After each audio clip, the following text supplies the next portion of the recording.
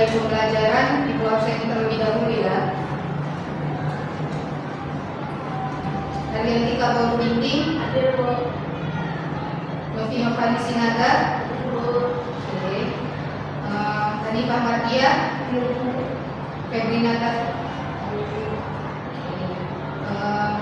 Irfan Sarumaha, Farhan Zaid, Alfi Ramadhani, oke, hadir semua ya. Ada yang nggak hadir? Oke.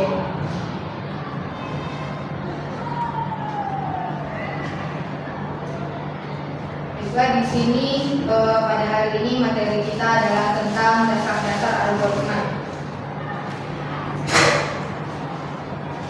Sebelumnya tujuan dari pembelajaran kita adalah setelah disampaikannya materi, diharapkan siswa mampu menjelaskan apa itu algoritma, dapat menyebutkan ciri-ciri algoritma, memberi contoh algoritma dari kehidupan sehari-hari, dan dapat mengenali bentuk penulisannya seperti narasi, pseudocode, dan flowchart. Nah, materi kita hari ini itu penting sekali. Kenapa? Karena algoritma itu merupakan hal dasar dari kegiatan pemrograman.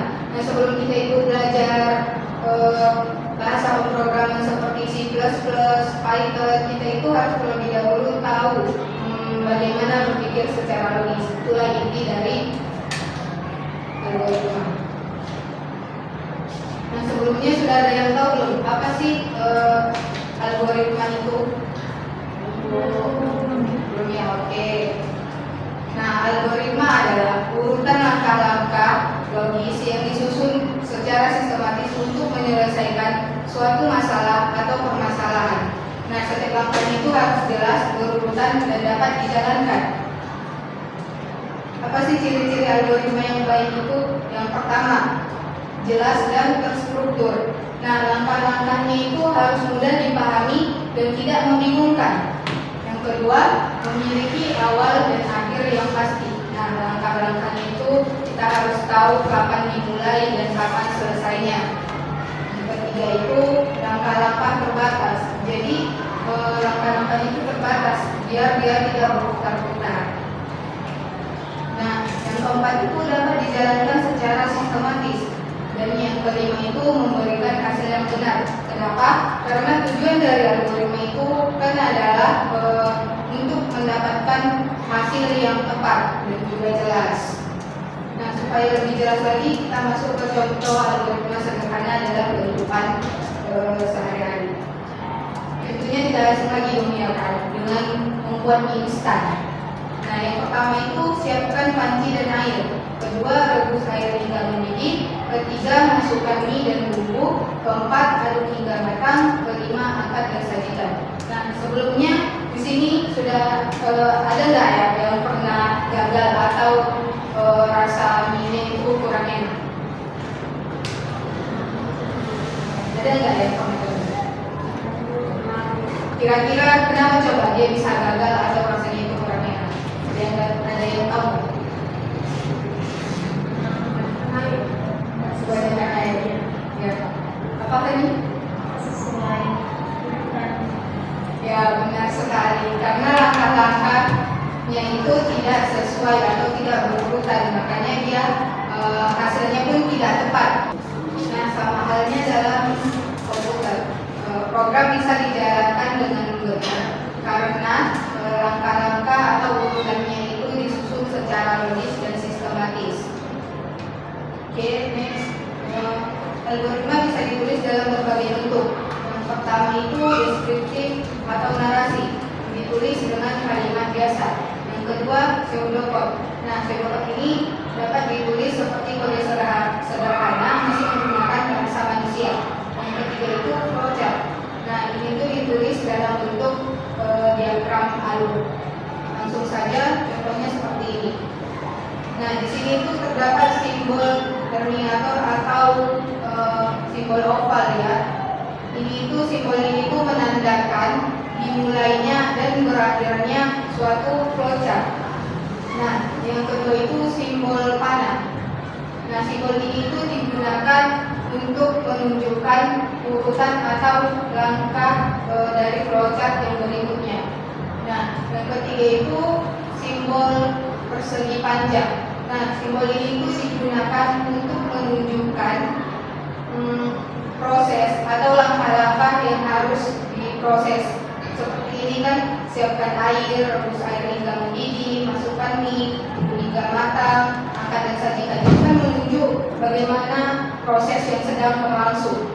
Nah, yang selanjutnya itu di sini simbol belah ketupat. Nah, simbol ini itu digunakan untuk menunjukkan yang pilihannya jawabannya itu ya atau tidak. Nah, kita gunakan simbol belah ketupat. Itu ya. Oke, selanjutnya apa sih fungsi algoritma dalam pemrograman itu? Yang pertama, transformasi digital sebagai rancangan awal sebelum menulis kode. Jadi kita tidak asal-asalan dalam menulis kodenya. Yang kedua itu membantu memecahkan masalah dengan logika. Yang ketiga, menjadi panduan program komputer agar berjalan sesuai urutan. Yang terakhir itu mempermudah deteksi kesalahan. Kira-kira sampai di sini ada pertanyaan? Ada yang kurang jelas tidak? Jika ada silakan ditanyakan. Tidak. Oke. Apakah materinya sudah jelas? Jelas, Bu. Oke, karena materinya sudah jelas dan tidak ada pertanyaan, di sini ada kuis. Nah, kuis yang pertama itu kenapa langkah algoritma tidak boleh ditukar? Yuk, siapa yang bisa jawab? Saya, Bu. Oke, silakan Anatika. Karena perubahan urut dapat membuat hasil akhir salah atau proses tidak berjalan dengan lancar. Ya, benar sekali. Aplaus untuk Anatika. Yang kedua, apakah semua aktivitas bisa dibuat algoritmanya? Yuk, siapa yang bisa jawab? Oke, Novi. Ya, karena aktivitas tersebut memiliki urutan langkah yang jelas dan dapat diulang, maka itu bisa dibuat algoritma. Ya, benar sekali. Aplaus untuk Novi. Yang ketiga, kapan proses lebih efektif daripada pseudocode? Siapa yang bisa jawab? Saya Bu, Ya, tadi silakan. flowchart bisa lebih efektif itu jika ingin dijelaskan secara visual. Ya, benar sekali Hanifah. Aplaus untuk Hani. Nah, yang bisa menjawab tadi akan Ibu berikan nilai tambahan ya. Nah,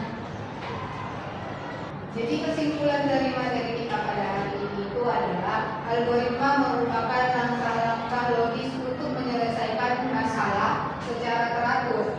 Pemahaman algoritma ini membantu kita berpikir secara sistematis sebelum membuat suatu program. Sampai Ibu rasa sekian pertemuan pada hari ini. Nanti Ibu akan memberikan tugas untuk di rumah dan dikumpulkan di pertemuan berikutnya. Saya harap materi pada hari ini ataupun pembelajaran pada hari ini bisa bermanfaat bagi kita semua. Ingat, kemampuan kalian hari ini adalah fondasi untuk masa depan kalian. Terus belajar, terus berkembang, dan jangan pernah takut untuk mencoba.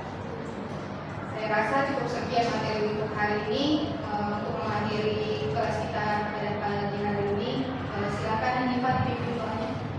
Karena kita berdoa menurut agama dan kepercayaan masing-masing. Berdoa ini.